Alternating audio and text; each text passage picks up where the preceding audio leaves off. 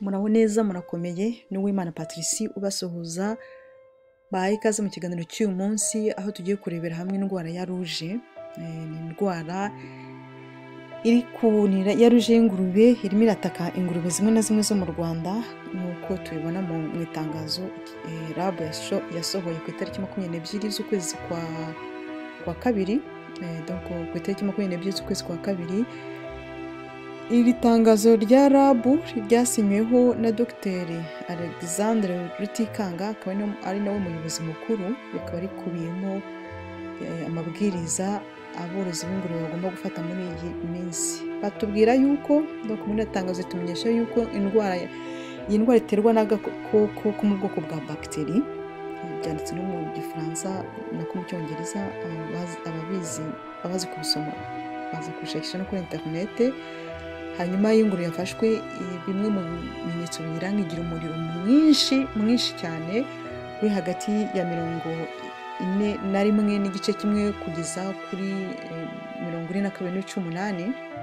Ingurube yafashwe ricika intege kandi birumvikana ni kimwe mbese nageranya nk'umuntu arwaye malariya. Iyo warwaye malariya ugahinda umuriro ukaba ugeze ahandi muri faze yandi yo hejuru cyane, ngo umuriro wabaye mwinshi cyane, umuntu ntashobora kuva mu buriri arimo, umuntu ntashobora kurya, umuntu ntashobora kuvuga neza nk'uko yari asanzwe avuga. Ingurube rero mu bimenyetso biyiranga iyo yafashwe n'iyo ndwara ya ruje harimo ko ku mubiri wayo haba hariho ibitashitashi, ibibara bitukura biba biri ku ruhu rwayo.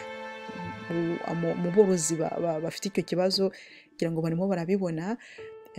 Abandi nizere yuko Imana izakomeza kubarinda ingurube zabo ntizigire ibi bibara, bamenye yuko umunsi zabigize bagomba guhita bitabaza abaganga b'amatungo. Hanyuma ingurube kandi amatwi yayo ahinduka umukara, igahumeka nabi cyane, amatwi akirabura, ntabwo biba biyoroheye. Nk'uko mubona kuri iyi foto rero, ubundi igira bya bitashitashi, murabona ko byabaye byinshi. umubiri wayo wose wuzuyeho biriya bintu by'ibiheri by'ibibara. Ntabwo ushobora kurya, ntishobora kunywa amazi, ibyimba mu ngingo, mbese muri makeya ni akaga, iba yahuye n'akaga, ni icyorezo, niyo mpamvu babyita icyorezo. Iyo igihe ingurube rero itavuwe irapfa, akenshi zirapfa. Wihanganire kureba izi foto nashyizeho, umuntu agihita agira urumeza. Ntabwo ari ibintu byiza byo kureba, ariko nta kundi ni uko bimeze. Ibi ni bimwe mu bimenyetso biranga ingurube yafashwe n'indwara ya ruje. Hanyuma umworozi abyitwaramo ate? Iyo umworozi abonye ko ingurube ye ifite bimwe muri ibyo bimenyetso, ayishyira mu kato.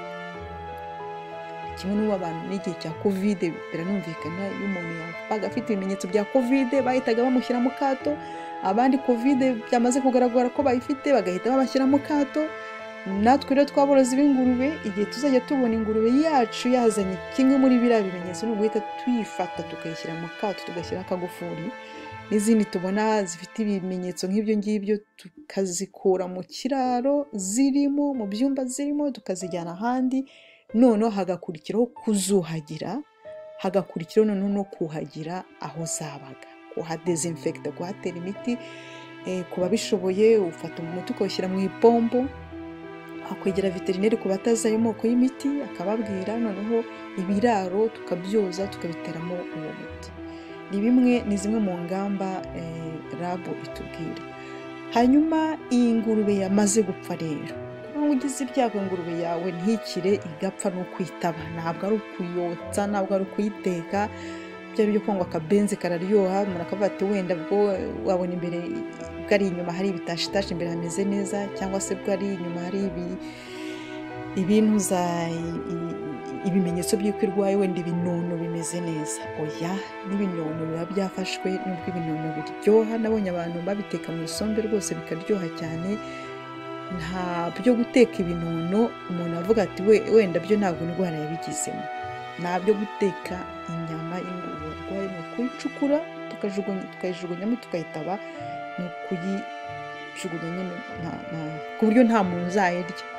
ugahita ugacukura icyobo kinini cyane kugira ngo niyo irimo yangirika izo za bagiteri zitazamuka zikajya kuboneza ikindi hari uburyo kuba bishobora rwose ngira ngo umuntu akagerageza kudashyira ingurube ngo zigwe zirukanka ku gasozi ziva ku gasozi kamwe zijya ahandi. hari aho bikorwa ariko mu Rwanda banza bidakorwa.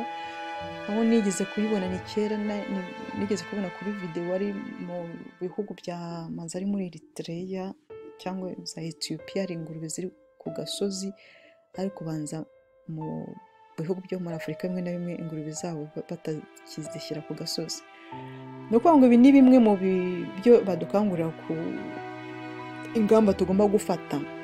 noneho hakaba n'ikindi, igihe mbere y'uko ingurube irwara ni byiza kuyikingira. ingurube zacu zirakingiye mu nkingo zahawe. ese harimo n'indwara ya ruje, zaba zarakingiye indwara ya ruje.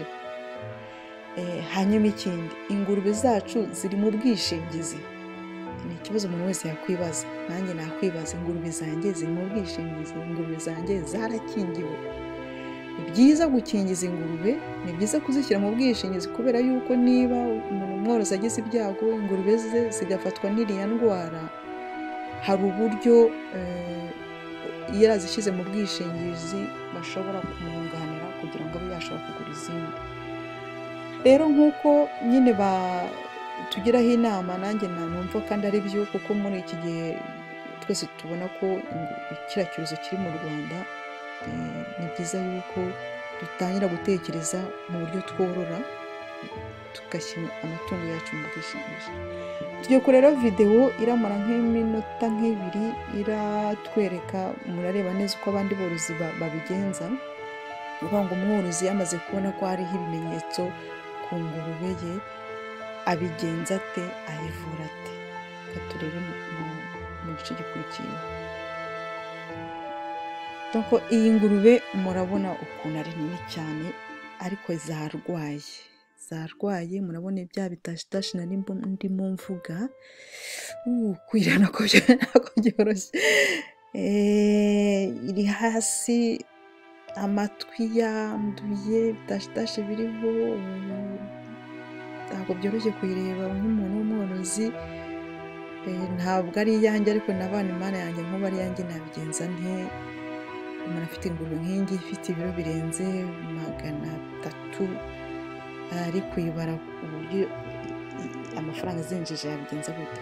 umworozi amaze kubona ibimenyetso, ikindi akurikiza ni ukuvuga ngo ni ugupima umuriro. ese mu biraro byacu habamo za termometre zimwe bakoresha kwa muganga, twebwe turazigira. mbona ko uyu mworozi yamaze kuyishyira mu ntuza mu kabuno k'ingurube, niho ntabwo bashyira mu kwaha, nta nubwo bapima mu kanwa. hari umukino dutangira korora ingurube, navuze nimufate ibipimo, ati mu kaboko biri kwanga, baranga twashyize mu ntuza mu kaguru k'imbere biranga, noneho dushyize no mu kanwa ihita ikocora. hasetse ndabana, ariko nta kundi. bari bagerageje kubera yuko batari bazi kubapima ibipimo, ko bafata umuriro, bafata ibipimo by'ingurube. arimo arareba, amaze gupima, amaze kubona umuriro, ko ingurube ifite umuriro. ibimenyetso byose arabyujuje. icyo agiye gukurikiraho n'iki, ni ukuyivura. agiye kuyivura. izi ngurube ubanza ingurube ingana kuri amana kuyitera urushinge, ariko aba yarabimenyereye. murabona ko ituje, arayivura. bivuze ngo iyi ndwara ishobora kuvurwa. iteye ku ruhande rumwe, murabona abajya batera inshinge, mureba ukuntu, abatazi ukuntu batera inshinge murabona ukuntu abigenza. uyu mworozi nta nubwo ari donc n'ingurube iramenyereye, ayitera urushinge rwa kabiri. ntabwo twebwe tuziterera inshinge, ni uguhamagara veterineri. abaveterineri barahari. hanyuma ndabona agiye no kuyitera urushinge rwa gatatu, sinzi niba ari imiti imwe. nkaba rero mbashimiye ko mwashoboye gukurikirana iki kiganiro, kandi dushimira ntuza rabu ko yakoze ibishoboka byose kugira ngo ifashe aborozi b'ingurube gutabara ingurube zabo hakiri kare. donc ibyo nagiye mvuga nabikuye muri iri tangazo, ko nategereje ko hari abantu benshi badakunda gusoma, ariko hari n'abandi bakunda kumva cyane cyane bari kumva ijwi ry'undi mworozi nk'iryanjye bishobora kubafasha. Hanyuma mbere y'uko ndangiza nabibutsa ko uyu munsi nabamenyesha yuko uyu munsi nanone nabonye itangazo rivuga ko usibye iyi ndwara ya ruje yageze mu Rwanda, noneho hagezeho n'iya muryamo. Mu kanya ngiye gusoma amakuru neza, nimara kuyabona nzayabagezaho bidatinze, nzabagezeho ejo cyangwa se ejo bundi bitewe n'igihe nzaba mfite. Mukomeze mugire ibihe byiza rero, kandi tukomeze gukora ibishoboka byose kugira ngo turinde amatungo yacu naho butaha. Niba iki kiganiro cyabashimishije kuba cyumvishe bwa mbere, mwiyandikishe kugira ngo kandi mukigeze no ku bandi, kugira ngo wenda ubutaha ninjya nsohora ibindi biganiro bijye bihita bibageraho. Murakoze. Yari Patricia Uwimana, turi kumwe, ibihe byiza, bye.